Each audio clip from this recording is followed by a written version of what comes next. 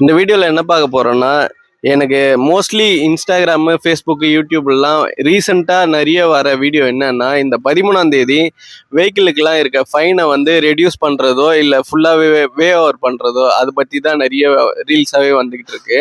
ஆக்சுவலாக அது உண்மைதான். பட் ஆனால் நம்ம தமிழ்நாட்டுக்கு அது கிடையாது. இது டெல்லி, மும்பை அந்த மாதிரி ஊருங்களுக்காக தான்.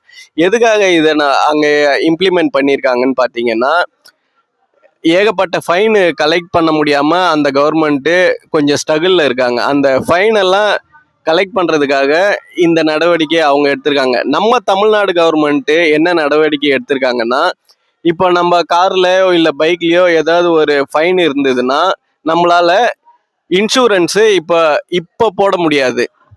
எதுக்காக இந்த ஸ்கீமை எடுத்துகிட்டு வந்திருக்காங்கன்னு பார்த்தீங்கன்னா, ஃபைனை கலெக்ட் பண்ணுறதுக்காக மட்டும்தான் இந்த ஸ்கீம் எடுத்துகிட்டு வந்திருக்காங்க. இப்போ என் காரில் ஏதாவது ஃபைன் இருந்ததுன்னா என்னால் இந்த காருக்கு இன்சூரன்ஸ் போட முடியாது.